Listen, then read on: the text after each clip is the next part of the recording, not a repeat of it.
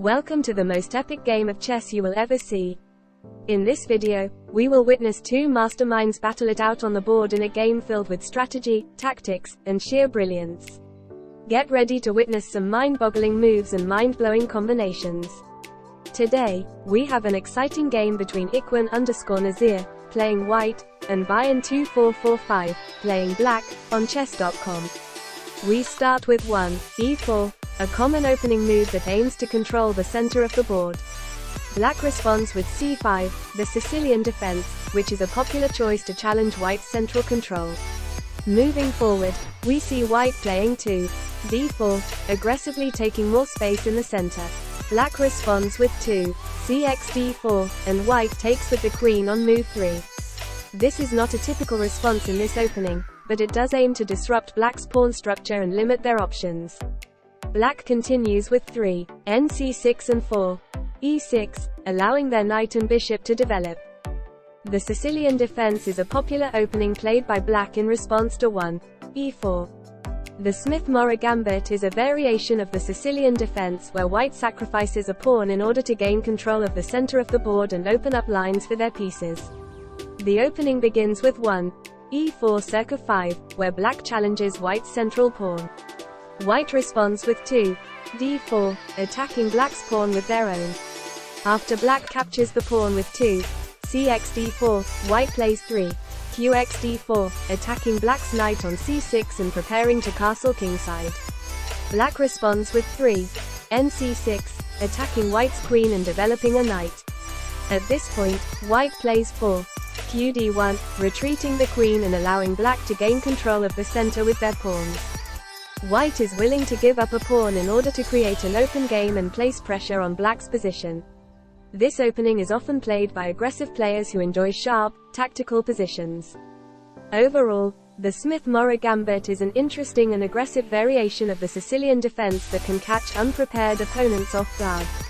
However, it requires precise play and can lead to dangerous positions if played incorrectly.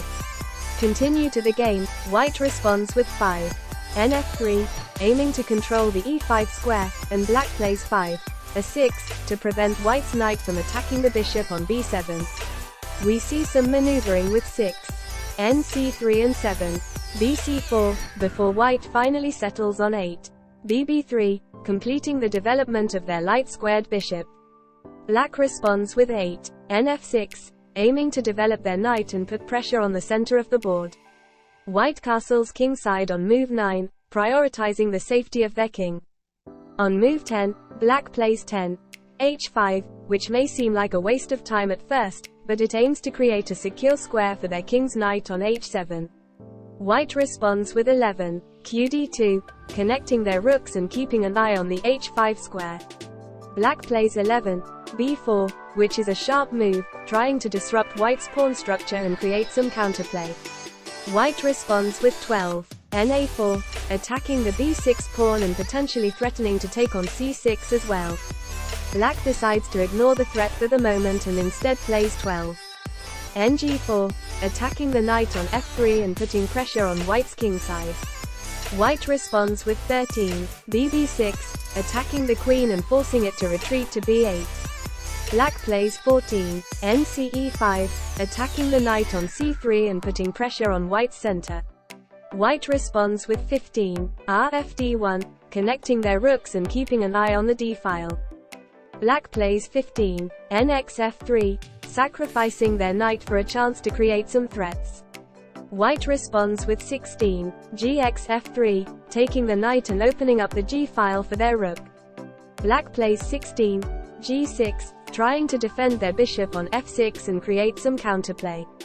However, white sees the opportunity to deliver a stunning checkmate with 17, qxd7, and that's the end of the game, folks. This was a fascinating game with lots of sharp moves and tactical opportunities. It's a great reminder of the importance of pawn structure and king safety in the endgame, as black's king was left exposed and vulnerable in the final move. In this game, we can learn the importance of pawn structure and king safety in the endgame. Black made the mistake of neglecting their king safety by allowing their pawn structure to become weakened.